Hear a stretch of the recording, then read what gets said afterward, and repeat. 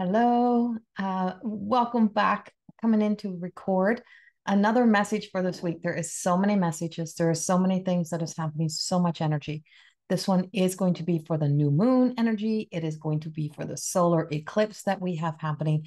Everything is in Libra. We are in a Libra season, and we have just so much to work with. But it just feels as if there is a time of like we're being schooled in personal development and personal empowerment and personal growth in a big way during this time. It is the energy that says we have no more excuses.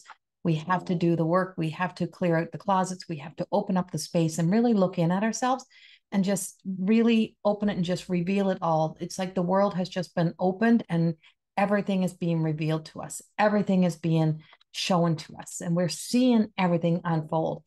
If you want to really know more of what's happening, go back and listen to my yearly prediction video. And I was trying to find it so I could actually put it at the top of my page. And for some reason, I'm not seeing it, but it is in there. I'll look for it again. But we also, and I'm like, I don't like this. I don't like these messages sometimes, but there is some energy that I'm seeing that's coming up, and it all ties around that Friday the 13th. I am not superstitious in any way, in any form. But before the solar eclipse, before this light comes in, and if you go back and follow my 1010 video, that one is like this is an extension of that.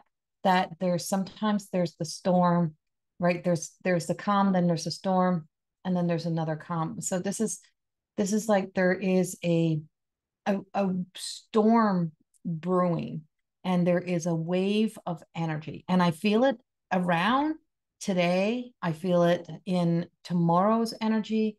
Feel it through that Friday the 13th. 13 is usually one of my lucky numbers. I really work with 13 in a good way.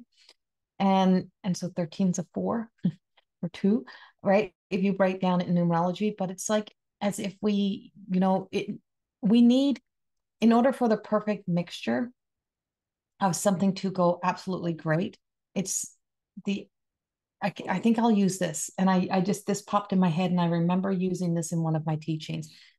If you're making a cake, or if you're baking bread, there is always the main ingredients that are an absolute must. And things will not rise if they do not have that ingredients. Well, in life, love is that ingredient. Compassion is that ingredient. Compassion is love. And so there's, if we don't have the main ingredients, if something is missing, if somebody has told us that we can substitute it with something else that doesn't have the same qualities, like hate, like that kind of energy. And if somebody stirs the pot and instills fear, then fear gains legs, and fear grows, and fear expands. And anger does the same thing. And the more and longer that people sit in our own personal anger, in our own angry at somebody, is that it actually manifests more within ourselves. What's happening and what I'm feeling coming through for this around today, tomorrow, that energy is fear growing legs and fear expanding. And there is this sense that there is, something that feels like it is trying to impede or intercept out into beyond where the main troubles are happening in the world. And so I wouldn't be like, the energy just says, be alert, send prayers, infuse love into Canada, into the US, into the UK, into all through Europe, all through the East, so all through the world. Send love and prayers throughout the world. And truly not to let ourselves lose that sense of hope, because there feels as if there's an energy that says there is an eruption of some sort. And that eruption feels like it will be, on an unexpected scale again. I mean, what's happening in the world is you can't turn blind eye. You cannot turn a blind eye. There is no way. And that comes from my personal self and from the channel, is we can't unsee what we're seeing. And it's not that a lot of it is new and a new energy or new things, but it's, where does it stop? When do we move into caring more about humanity than we care about our old beliefs or those old views or whatever it may be? But not getting into there. I'm just talking about the energy. So the energy is saying that there is something that just feels like we may bear witness to, the big storm, like something big is breaking through. And beyond that is we have to take a step back. And that's in the energy. That's just there. What it looks like, how it unfolds, but the energy of wars and kings and all of that kind of energy, and trying that whole essence. Do we want to be right or do we want peace? Right? Like but we can't have peace and have anger that is growing inside of us, because it will gain legs again. And so all of that world energy that's happening, bring it into ourselves. Do you feel like inside of yourself that you are a bit edgy, that you feel like you almost like you want to start fights in your own family and with the own people in your life?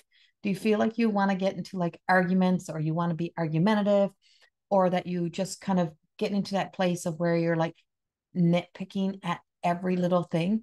Are you deep diving in to find more, to be in the negative, to be angry about, to see the doom, to see gloom? Are you seeking and searching to find the positive in the people in your life, to see the good, to see what we still have around us? Because the reason why it is so important to seek and search the good, to not to let ourselves go to the places of nitpicking and arguments and fighting amongst our own self, with ourselves, with other people, with getting that negative thought, is so that we can raise the vibration.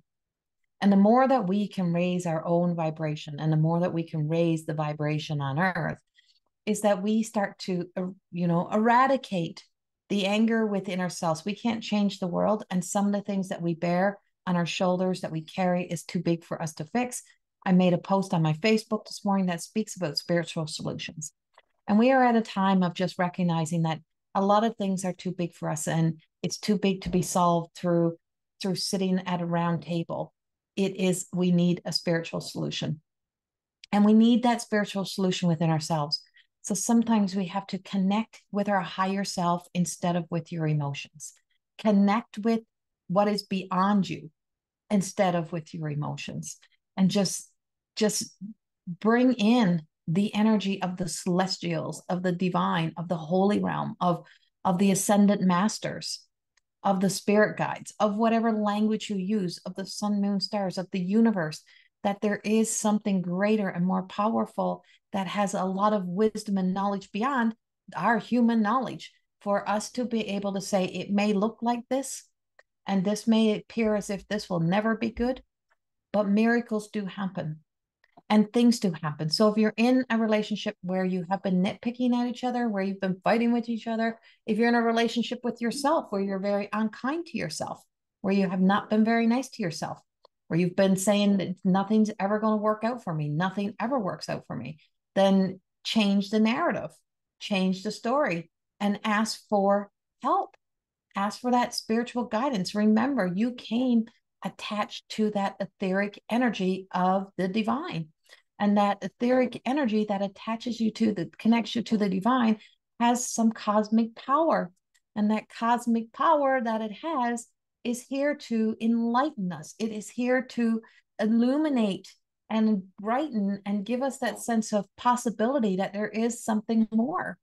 And when we can move beyond Sid, when we can move beyond our emotions, when we can not let what is suppressed rise with the same energy that pushed it down, we allow it to be brought to the surface with light, and we shine a new light, and we shine a light upon ourselves and our situations. So sometimes it's not about walking away. It's not about running. It's not about the conflicts and the continuous chaos and war.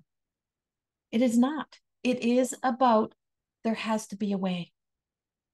God, what is the way? Show me the way. Whatever that word is for you, don't let the word trigger you. Whatever that is, universe, sun, moon, stars, show me the way. Enlighten me. Illuminate the truth that I need to see there is a new story. Write a new story. Maybe it's time for you to write a new story. Maybe it's time for you to leave behind the character you have been playing in the story. Maybe it's time that we remove and we let go of the people that play the characters of the enemy in our own story. Maybe we stop being the enemy to our own selves. Maybe we stop and we really look at how these fear stories divide us within our own personal relationships, including the relationship with self, and how that personal relationship with self has been shredded, and our sense of integrity and our sense of worth and our sense of being able to see things in such a way that we see it from divine consciousness, that we can see it from the eyes of the divine. We are, we do have free will, and it is something that we are blessed to be able to have as a free will. But when you have a broken sense of your intuition, of your instinctual self, when we exist only in survival mode, we feel like we are always fighting for our lives. We're fighting to hold on. We're fighting for this. We're fighting for that. And when we start to move above survival, how do we thrive? How do we grow? How do we evolve? How do we begin to see that sometimes we have to really look at the stories we're being told and how we see it. And sometimes we have to look at the stories we tell ourselves that make somebody out to be the person in our stories. Maybe even if you've seen with your own eyes something, you are still only seeing a small speck. So if you look at your relationships and you look at people that you've rejected, turned away, that you've turned a blind eye to, that you've abolished from your life sometimes, how many of those people, if you were to look back, that you made the storm bigger, that you made something bigger than it was? How many times did someone try to tell you something that they wanted or didn't want? How many times in a relationship did someone say to you, I really am not looking for a person. I'm not looking to be in a serious relationship. And you told yourself, oh, they'll see, they'll need me, they'll want me. And you'll do everything to make yourself want it. And when their truth revealed, when the truth they told you revealed itself and they absolutely stood by their conviction of what they didn't want, you called them the asshole. You said they were this and they were that and they did this and they did that to me. No, they tried to tell you. You didn't listen. You were willing to accept the crumbs. You're willing to accept whatever to fulfill the things that you thought were missing, that you were trying to get, just have somebody in your life. That's where ownership comes in. That's where we find our sense of evolving in our own level of consciousness, to recognize how many times in our lives do we try to make something with the missing ingredients that are not there? How many times do we try to build a relationship from a place of where we're not on the same page, where two people don't have the same desired outcome? How many times do we tell ourselves a story that we're going to change that person? That is narcissistic tendencies. And so those tendencies that own us, that control us, those are from that sense of the mind.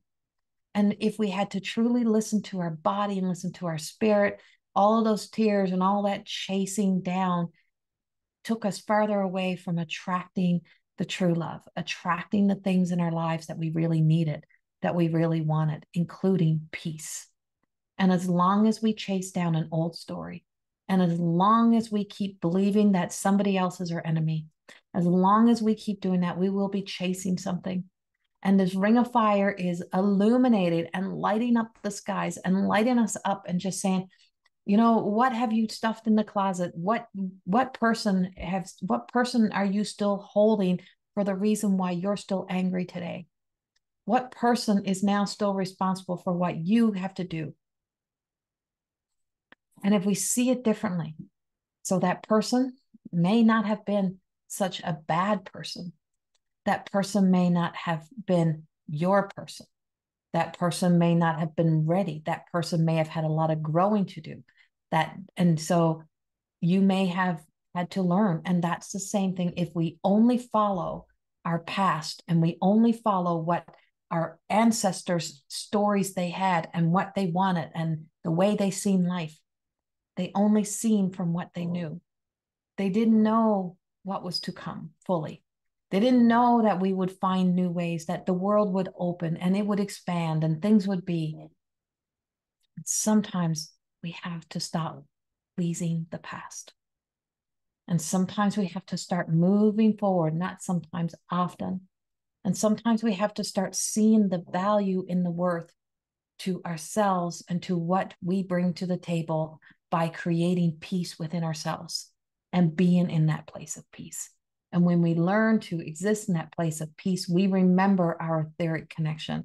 We remember that we can all create that sense of a heaven on earth that has some sort of balance, that has a blended mix of humanity, that we are here to grow, that we're here to evolve, but that we can find the sense of compassion and kindness and dignity.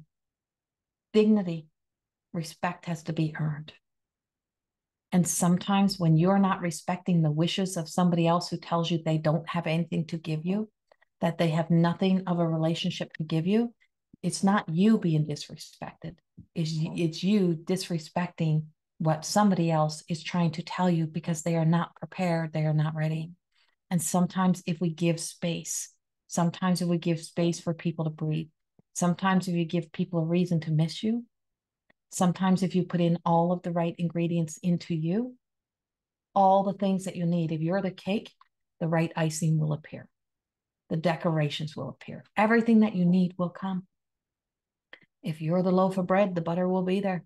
But the butter will not be fake butter. It'll be real butter. It'll be the blend. It'll be the match. It'll be the things that bring our lives together. So that relationship, those stories we tell ourselves, begins with us. And this weekend's energy and this new moon energy, this is about us setting intention to begin to be us. Begin to step into a sense of the divine and the divinity within, to be the beacons of love, light, and peace, to be that of connection, interconnection, and also independent thinking, so that we don't get caught in simply just believing something from our emotional response, that we open our eyes, open our hearts, open our minds to see a bigger picture. And that begins to always, and I'll keep going back to it, to the relationship that you will have with you. And that sense of the independence, that brings us all the way into our crown. That brings us into our wise one energy. And at the very peak of us, at the top of us, at our deepest and our strongest of knowing, when we've got the courage to walk away from the mob, from the activists, from all of that, and just say, wait a minute. You can be brave amongst many, but are you courageous enough to stand alone, to walk away from the mob, from the fear, from this energy? Are we courageous enough to stand over here and say, wait, there has to be a better way? And that's where divine courage comes in. I don't know what it's going to look like. I don't know what the outcome is going to be, but this is not working. And that is not working. And if I want to live a life that is working, that feels like it is functioning in a healthy way, that is free of holding somebody else accountable for why I'm unhappy, then we have to make those changes. And those changes will always begin within us. And that's where like sitting with the grandmother energy. When we sit with the grandmother, I just remember sitting with my grandmother. And when I would sit with my grandmother and she would tell me, and she would listen to me go on and on about how they did this and they did that and that person did this. And she would go, mm-hmm. And she would just sit and crochet. And she stayed up till 3 a.m. She always waited for me to come home, and I would vent and I would tell her about everything was going on. And then all she would say in response was, would you like a cup of tea and a slice of toast? Okay. When I would let everything out, then she would nurture and feed me with love. And she would say to me, someday you're going to see this differently. She said, someday you're going to stop running. And someday you may discover what it means to be at peace, to be content, to find the sense of contentment within yourself, to be. Because as long as you are on the run and as long as you're waiting for someone else to define you, to make you happy, to create your world, as long as you're believing somebody else's world is creating your world, you'll always be there. But you have to find your own way. I can't stop you. I can't change it. You have to find your way. And she would hug me and love me. And she would accept that that's who I had to be. And she would accept that I would have to grow in my brain, grow in my story, grow in my consciousness. And that now I see her peace. And she was a superstar in my world and in my life. You know what she used to do? She used to pack my grandfather's lunch. He was a miner. And she'd make what we call this little cans of meat. They call it potted meat sandwiches with bread and butter. And potted meat was the in-between. And she'd cut them, and his lunch was the same, and it was wrapped in wax paper. And that was what she did every night for him. And she was appreciated for that and loved for that. That's what kind of superstar she was. She cooked dinners. We all came for dinner. She cared for us. She loved us. She didn't need to have to find a celebrity status or we didn't have to kiss her ass to get there. It was simply because she loved us. And she made time to make sure she was also a priority. She did herself up. She dressed herself up. She walked every day, and she smiled and she laughed and she snorted. And she always had time to listen, because the key element that is missing is that we have stopped listening. We have gone into chasing and chaos and rattling, and what we need is to listen. And you need to listen to yourself as much as you are begging for someone else to listen to you. And with this beautiful opportunity of energy that's flowing in, we can see the garbage at the bottom of the sea. We can't pick it all up. We've done our best. As you move forward and as you walk through, just start cleaning up the pieces. And if we just all keep cleaning up the pieces, we will be a better world. You will live in a better world, and you will live in a better space. Much, much love. Thank you for being here with me today.